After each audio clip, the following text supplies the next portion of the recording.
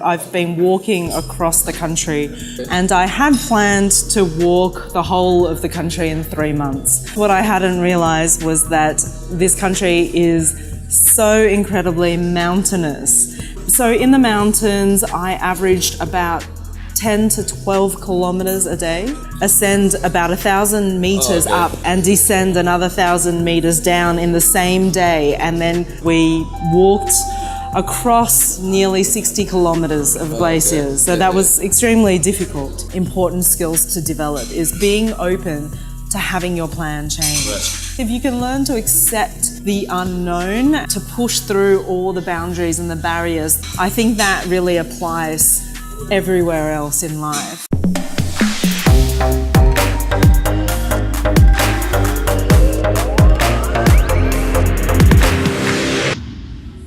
Yo, what's up everybody, this is T for TeePolgar, and today we have another guest for Talking Touch project.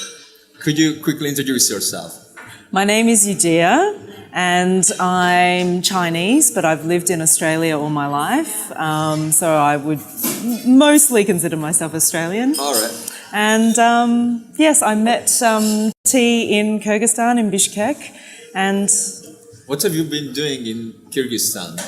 So this is my first serious expedition that I have planned and created. I'm just finishing up the first part. I've been walking across the country from the border with China in the easternmost border. And I stopped around halfway across the country, and because of various factors, I'm now going home. All right, so you were saying that you were walking from the border of which country? Between Kyrgyzstan and China in Kantengri. So I started in Kantengri. Right. And I was walking from east to west. Okay. And I had planned to walk the whole of the country in 3 months. Okay. But of course, what I hadn't realised was that this country is so incredibly mountainous.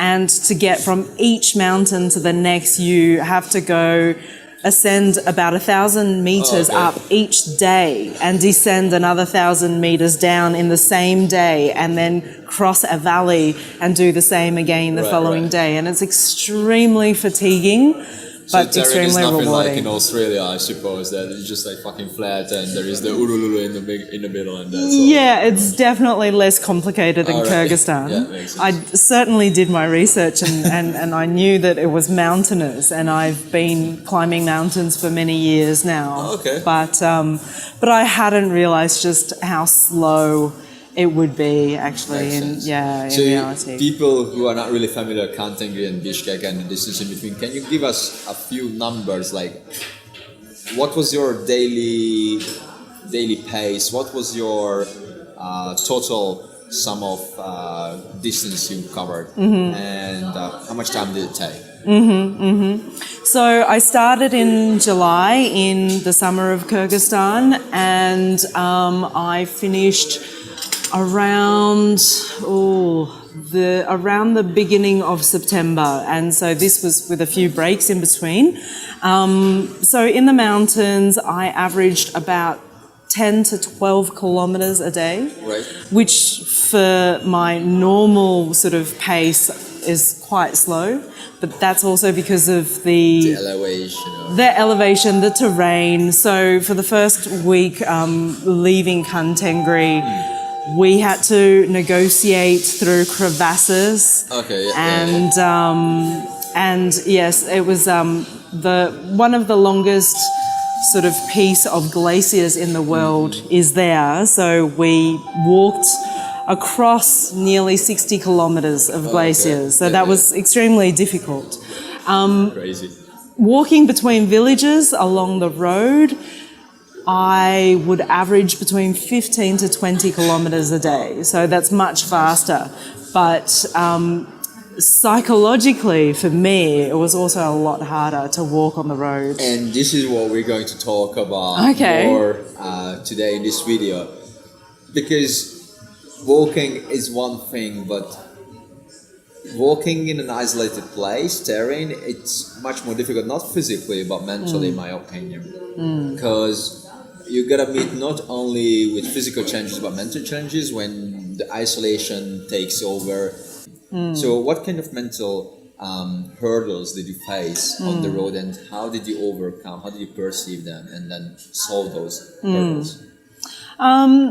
I think the biggest hurdle for me walking on the road as opposed to walking in the mountains was that the road is of concrete and it's much harder, and Physically talking, right? Physically speaking, so you have a lot more shock that's not absorbed by the change of terrain. And it's a lot more monotonous. So you have to walk the whole day along a very similar type of terrain, and that for me was very challenging. Right. Walking in the mountains, however, you are constantly surrounded by the beauty and the power of nature around you, and it's constantly changing. And navigating through crevasses or rivers or woods, or where paths disappear or where there's no paths at all, challenges you to think creatively. Because when you have limitations, or when you come across danger, you must think outside of the square. You need to have risk analysis all of the times. You have to prepare yourself psychologically. So in a way, that's actually much more exciting. Okay. And you learn about your surroundings a lot more. So those were the challenges that I sort of came across on this trip. Now, in terms of missing the city life and those sorts of challenges, I'm not sure that I have those kind of challenges, because I think when I'm in nature personally, it recharges me. I don't ever feel like I miss anything. So, you know, I think having an urban lifestyle, which you do have, right? which I do have, absolutely. Yes, I go back to that every year in between my travels. It's certainly healthy to a certain extent, but for a lot of the times you are working for somebody else, for another company, in exchange for your own freedoms and wants. Right. And of course, you know, that entails you having a lifestyle that is set in the urban environment. So you have to find meaning within that environment. But I think ultimately we come from nature, and so everything in nature recharges us. And I think, you know, when you go back to nature and when you walk for long periods of time and you camp, you really go back to that sort of very primal instinct that nurtures you and that makes you animal, that makes you human, that makes you sort of feel alive. And that's certainly not a challenge for me. Right, makes sense. How does personal development or personal evolving happen on the road?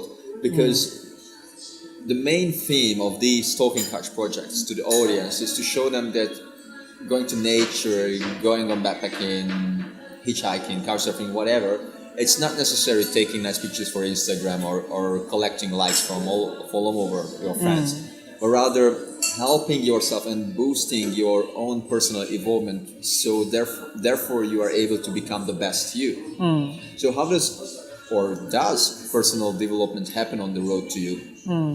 Both spiritual, both materialistic point of view. It certainly strengthens, I think it strengthens you on a number of levels. So first of all, when you do something like this, it's usually quite unique, and you won't find it in a travel agency. And when you say this, what do you mean, like? For example, when you create a project of walking across a country. Or, you know, there are many adventurers out there. It's not like going to Paris or going to Koh Phi Island in Thailand, right? Yeah, so I guess when you go to a destination, there's support mechanisms everywhere to help you organise. There's tour groups. You can meet up with other fellow travellers quite easily through hostels or even couch surfing. So you've got that network of help, which is great if that's what you're looking for. But for something like what I've been doing, not many people are interested in doing something like this because of the hardship. So from day one, you have to plan it by yourself. So thinking through and assessing and anticipating all of the possible problems and how to overcome those problems. So planning is a huge part. So you can think of that as pre-production. And then once you are on the ground, walking the distance, every single day brings surprises because you cannot control nature. You cannot control what you don't know. So, for example, I've been planning for a whole year before coming here to walk a whole year. That's right. And it got more and more intense before I arrived. It was arrived. That's right. However, because of the lack of good topographical maps of this country, I was very limited as to the details, the level of detail that I could plan. Right. And coming here, depending on who I spoke with, the information I got about local terrain would vary quite a lot. And of course, most people think you are absolutely crazy. Most people will say to you, you will die if you do this, don't do it. And very few people would say, yep, okay, it's possible. Here you will find this, you can camp there, etc. So I found that I had to learn a lot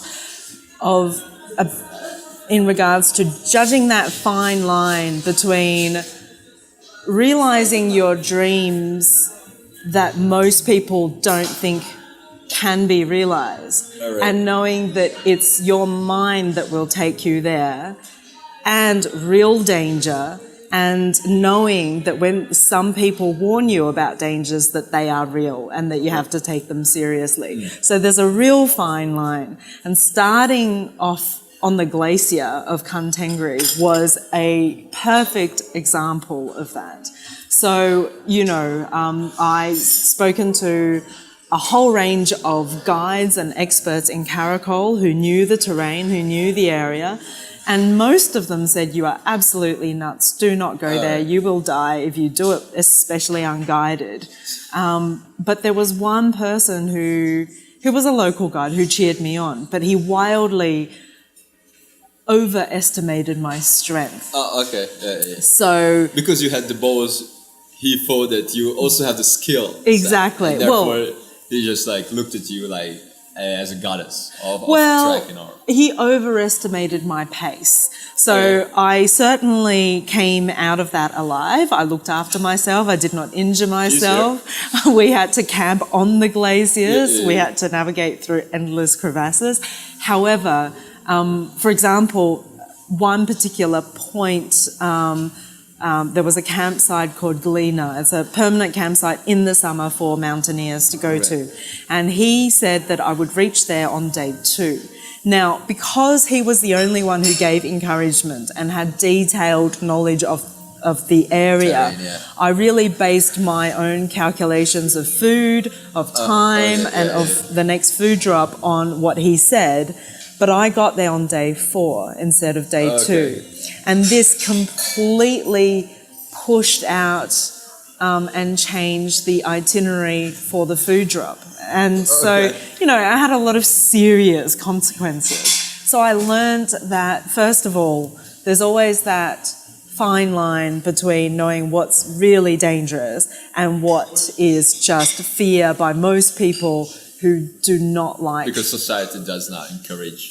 Yeah, because they are themselves fearful of being challenged in that way, so they think it's impossible. And second of all, really knowing or being open, I think, is one of the most important skills to develop, is being open to having your plan change and being open to things not working out, but seeing that as a positive and not a negative, not a hindrance to your journey, but just a deviation along your journey that takes you to greater places. So I think, you know, with those kinds of skills, if you can learn to accept the unknown and to embrace the unknown, and if you can also find the strength to push through all the boundaries and the barriers that the external world places on you to reach your dream anyway, I think that really applies everywhere else in life. You know, I think you can really take those strengths to develop yourself anywhere else in your life. So yeah. You said that at certain moments while traveling, or in life generally speaking, when you are in a zone. Yeah. And what does being in a zone mean to you? Mm-hmm. And I think this is going to be the punchline to the audience this time. So what does being in a zone mean to you? And how does it feel? What are the signs? How would you define the zone? What happens what changes in your mindset? I think for me, being in the zone is having your attention really switched on. And even sometimes, a lot of the times I would say, you know, your adrenaline has kicked in. It's like you've got that animalistic primal instinct that you're on the hunt now, except what you are dealing with is overcoming the challenges in front of you so that you stay safe, so that you navigate through all these risks in the wild. So for example, if I was walking on tarmac road for 20 kilometers, and I know that there's not really that many dangers, I can just walk and switch off. That is not being in the zone. I'm switching off. I've floated off somewhere and I'm daydreaming. But being in the zone is when you really need to focus on every rock, on the debris in front of you, on the cliffs that drop, on your every step. You have to focus on whether there's water or not, so that you know when to next get water, or when not to have water, or how much water you need to carry with you before you can find water again. You need to watch the sky so that you are not hit by a storm, so that, you know, your gear is not damaged. You need to know when and when not to pitch your tent, and in which direction you have to pitch your tent so that it doesn't get destroyed by a storm, and all those sorts of things. So I think you are at your most creative moment, again, coming back to that creativity. Because being in the zone means that you are fully open, switched on, looking, observing, absorbing, and interacting and dancing with that particular moment. Okay. And you're using... When you collide, no, not collide, yeah, doesn't matter. When you interact. Sorry, let's give it this way. Sorry. So yeah, I think, you know, it's being in the moment, it's being switched on, and it's using your mind, and it's using a myriad of skills that you don't even realize you are using to stay safe. Right. Yeah. Amazing. Thank you so much. You're welcome. It's a pleasure talking to you. Before we shoot off, I've been showing you guys Talking Couch project, I think, for over 7 months now, and you have heard a number of couch surfers talking to you. If you're still not convinced why you should start traveling, why you should seek for the road instead of the convenient lifestyle, could you give an example? How can we be in a zone in the city? If the people watching you still hate traveling, still hate the idea of backpacking or hitting the road, and they still claim that being an accountant or lawyer, doctor is better than tramping across Kyrgyzstan on foot, then what would be your advice? How can we be in the zone, in a city, following an urban life, without nature, without being involved on such a high level, deep or deep level, whatever you like, as you are? Yes, we can be a discoverer anywhere. even in the city, even during your daily grind, absolutely anywhere. And that's what I came to discover as well, which is, a very beautiful journey for me. So first of all, you need to have the intention to want to be switched on and to be in the zone. Once you have that intention, even if you don't like your job or a lot of the things that you have to do because they're your responsibilities and not your passions, you can challenge yourself every single day, even from moment to moment, to do something different. So you can challenge yourself to walk to work via a different route. You can challenge yourself to camp outside once a month. You can challenge yourself to discover a new cafe. You can challenge yourself to talk to a stranger. You can give yourself countless, endless challenges to do something differently. And when you do that, when you do something for the first time that you've never done before, that's when you switch on. And that's when you start to reflect and learn and grow and also live in the moment, because we are always usually drawn to what is new and what is different. So if you give yourself new experiences all of the times, challenge yourself to read a book of a genre that you have never ever delved into, or watch a movie that you would never normally watch. All those sorts of things will help you learn or take you into the first steps of being in the zone, I think. Amen. Amen. Thank you so much. It's been a pleasure. Thank you. Guys, hope we could teach you something today. Hope you could learn something from her through the questions, through the answers she has given in the past 30 minutes. Stay tuned, because you already know next week a new episode, a new Couchsurfer is coming. Don't forget, you with a little bit of me are shaping society. Bye. Can you say bye? Goodbye. It's so fucking artificial, but it doesn't fit.